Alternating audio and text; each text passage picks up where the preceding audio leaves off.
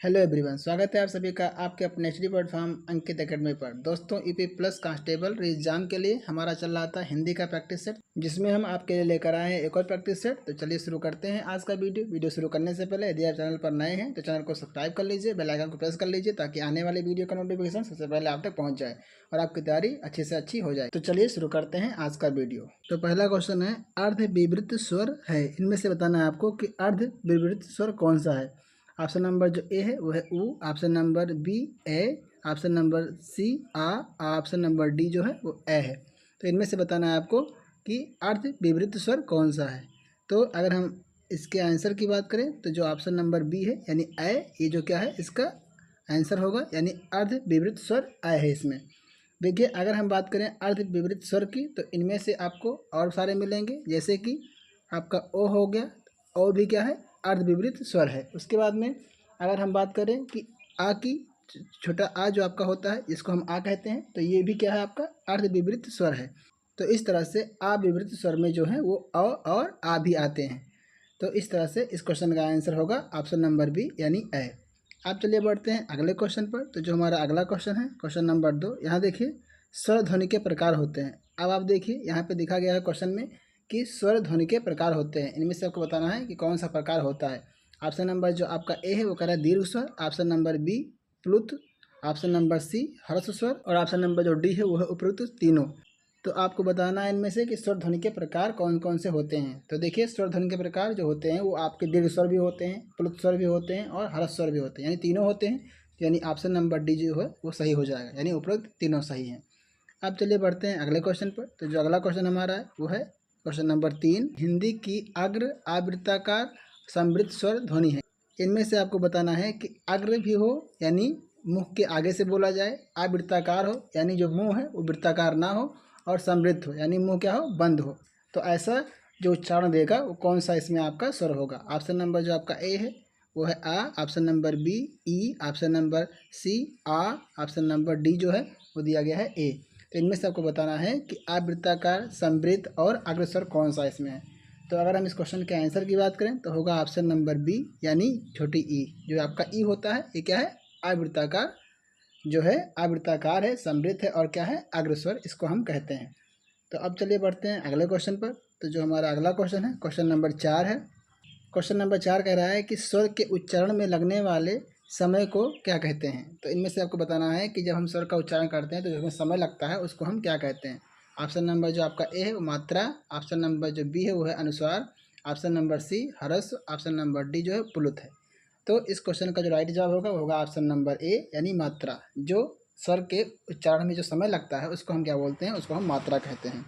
अब चलिए बढ़ते हैं अगले क्वेश्चन पर। तो जो हमारा अगला क्वेश्चन है क्वेश्चन नंबर 5 है।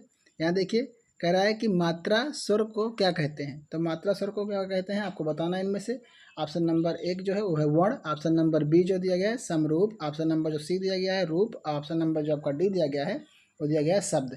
इनमें से आपको बताना है कि मात्रा स्वर को क्या कहते हैं। तो मात्रा स्वर को हम जो कहते हैं वो कहते हैं समरूप, ऑप्शन नंबर बी सही हो जाएगा। अब देखिए अगला क्वेश्चन है क्वेश्चन नंबर 6। क्वेश्चन नंबर 6 कह रहा है कि अ और औ यानी ओ और औ किस प्रकार के वर्ण हैं। तो आपको बताना है कि जो अ और ओ हैं वो किस प्रकार के वर्ण हैं। तो ऑप्शन नंबर जो आपका ए दिया गया वो तालव्य दिया गया, ऑप्शन नंबर बी मूर्धन, ऑप्शन नंबर सी दंतोष्ठ और ऑप्शन नंबर डी दिया गया कंठोष्ठ। तो अगर हम अ और औ की बात करें तो ये जो क्या है वो कंठोस्थ हैं, यानी कंठ और प्लस ओंठ दोनों से मिलकर इनका उच्चारण होता है, तो इसलिए इनको हम क्या बोलते हैं कंठोस्थ बोलते हैं। तो ये ऑप्शन आपका सही हो जाएगा।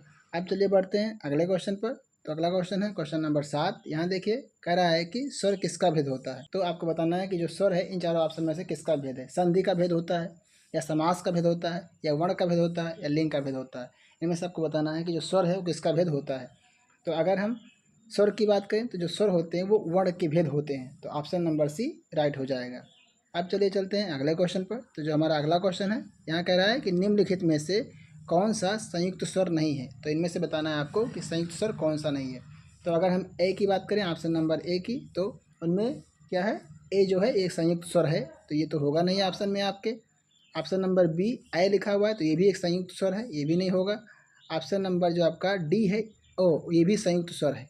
तो ये तीन क्या हो गए संयुक्त स्वर हो गए, बाकी कौन बचा? बाकी बचा ऊ, यानी ऑप्शन नंबर सी हो जाएगा इस क्वेश्चन का राइट ऑप्शन। यानी इसमें कह रहा था कि संयुक्त स्वर नहीं है, तो हमको नहीं पकड़ना था, तो क्या है? ऊ जो आपका है वो संयुक्त स्वर नहीं है, ऑप्शन नंबर सी सही हो जाएगा।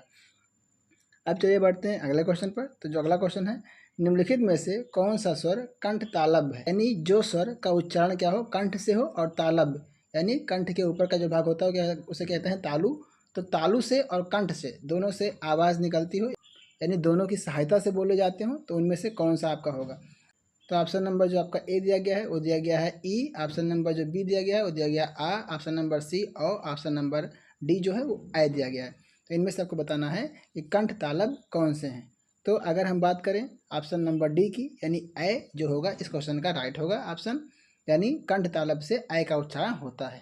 तो अब चलिए बढ़ते हैं अगले क्वेश्चन पर। क्वेश्चन नंबर 10 है, निम्नलिखित में से कौन से शब्द में अनुनासिकता है? इनमें से आपको बताना है कि अनुनासिकता किसमें है। अनुनासिकता का मतलब होता है कि जब हम उच्चारण करें तो नाक से आवाज़ निकले, यानी नाक से हम बोलें कि उसका उच्चारण नाक से होता हो, तो उसमें कौन से, इसमें बताना है आपको कि कौन से शब्द में ऐसा होता है। तो देखिए, अगर आप उच्चारण करें तो संभव, संभव जब करते हैं, संभव का जब नाम लेते हैं तो इसमें कोई नाक से ध्वनि नहीं निकलती है। फिर ऑप्शन नंबर जो बी दिया गया संभावना, इसमें भी कोई नाक से ध्वनि नहीं निकलती है।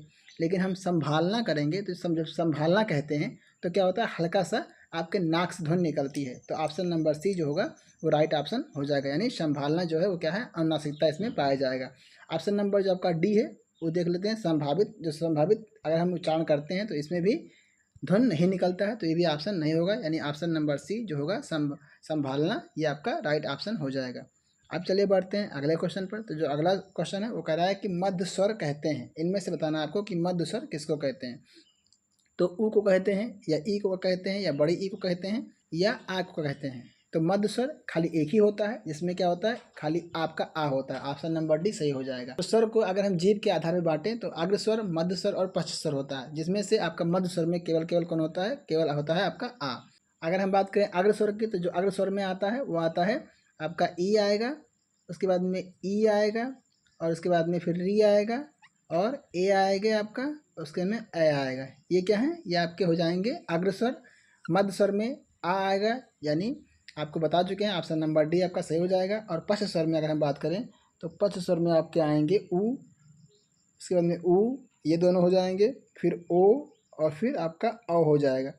तो ये हो जाएंगे आपके पश्च स्वर। तो इस तरह से हम स्वर को जीभ के आधार पे हम 3 पार्ट में डिवाइड करते हैं, एक अग्र स्वर होता है, एक मध्य स्वर होता है, एक पश्च स्वर होता है। अब चलते हैं अगले क्वेश्चन पर। तो जो हमारा अगला क्वेश्चन है क्वेश्चन नंबर 12, यहाँ देखिए, निम्नलिखित में से कौन सा स्वर समृद्ध है? आपको बताना है इनमें कि कौन सा स्वर क्या है? समृद्ध है। तो आपका ऑप्शन है आ, आपका ऑप्शन है नंबर बी ओ, ऑप्शन नंबर सी ई, ऑप्शन नंबर डी जो दिया गया है वो दिया गया है ए। तो इनमें से बताना है आपको कि समृद्ध स्वर कौन सा है। तो अगर हम बात करें समृद्ध स्वर की, तो समृद्ध स्वर में ऑप्शन नंबर आपका सी, यानी ई आपका राइट आंसर होगा। उसके बाद में अगर हम और समृद्ध स्वर की बात करें तो उसमें आपका ई भी आता है, उसमें आपका री भी आता है। ये सब क्या है? ये आपके समृद्ध स्वर हैं। और उसके बाद में आपका ऊ आएगा और ऊ आएगा, ये दोनों ऊ जो हैं, ऊ भी जो दोनों, ये भी समृद्ध स्वर में आते हैं। ई ई ये दोनों समृद्ध स्वर में आते हैं, और री भी क्या होता है? समृद्ध स्वर में आता है। तो इन सबको हम कहते हैं समृद्ध स्वर। तो उम्मीद करते हैं आपको वीडियो पसंद आया होगा। यदि आपका वीडियो पसंद आया है तो चैनल को सब्सक्राइब कर लीजिए और बेल आइकन को प्रेस कर लीजिए, ताकि आने वाला वीडियो सबसे पहले आप तक पहुंच जाए और आपकी तैयारी बेहतर से बेहतर हो जाए। तो चलिए मिलते हैं आपको नेक्स्ट वीडियो में, तब तक के लिए नमस्कार, जय हिंद दोस्तों।